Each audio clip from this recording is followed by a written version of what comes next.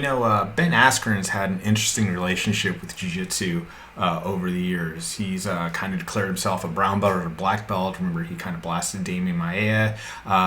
Then he went on to kind of criticize how Jiu Jitsu training went, which I think he was correct in that case, saying that, people like you show a move once and then they kind of play around with it for 5 minutes and they're just going to go ahead and spar. Whereas, like in wrestling, a kind of a mentality is if you want to get good at a move, you do it over and over and over again. You wouldn't do it 5 minutes worth. You do it at least 50 times per session.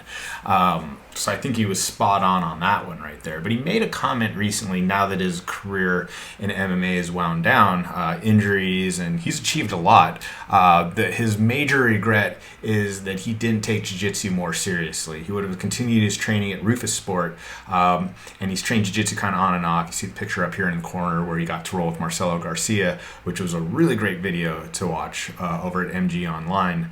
But then he discovered Mark Lehman pretty late, and he wished that he had that untapped potential to go ahead and choke people on. And Mark Lehman would be the guy to do that. Mark Lehman, remember, aside from training a lot of MMA fighters, or with a lot of MMA fighters, all the way back to the days when Tito Ortiz and Chuck Liddell and Rico Rodriguez and everybody was training over at Cobra Kai in Vegas. Then he went on to Team Takedown, so he coached those guys like Johnny Hendricks and whatnot. So if there was anybody that was going to get a wrestler excited about jiu-jitsu, it's going to be Mark Lehman.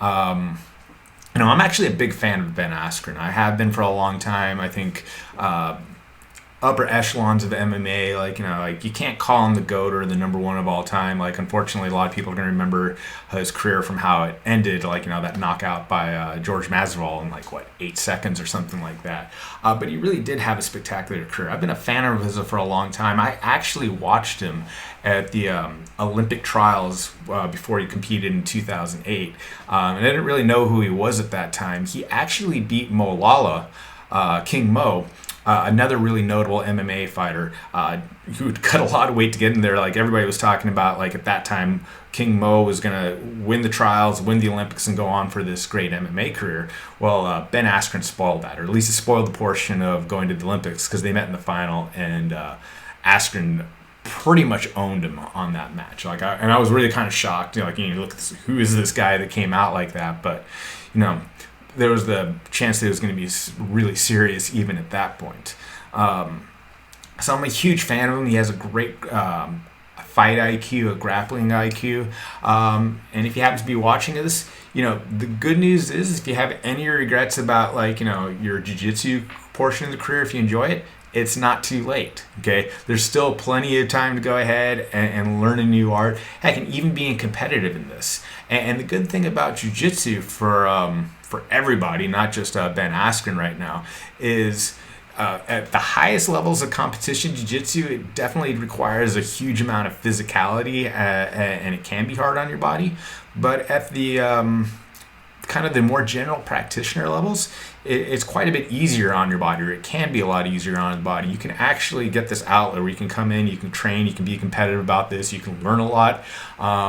And if you're smart about your training, if you continue with your conditioning, if you continue to worry about your safety, you can do this for a long time. You have guys that are doing jiu-jitsu competitive at their level, in their 50s, 60s, 70s. Elio Gracie was rolling essentially until the day he died, actually, at past 90 and all that. And you certainly don't see MMA fighters or wrestlers in that category. So jiu-jitsu is a really wonderful way of kind of continue that competitive drive, being able to roll. You have different aspects in how you do it. I know a lot of people that were competitive in judo and wrestling that get into jiu-jitsu later in life simply because it's easier on the body, especially after the toll it took from what you were doing before. But you still have that fire, you still have to learn, you still want to compete, you still want to do something like that. Jiu-jitsu is a great answer on that.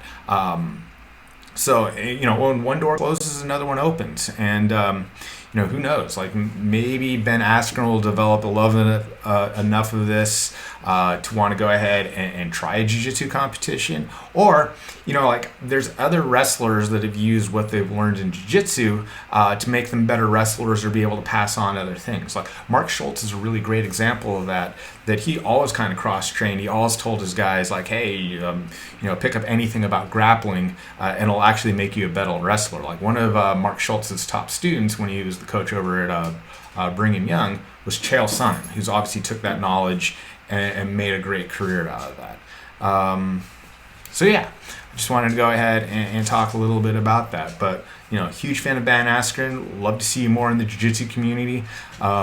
If you like this video, be sure to subscribe, like this video, comment. What do you think about Ben Askren, Zagret, and his relationship with jiu-jitsu? And I'll talk to you soon. Thanks so much.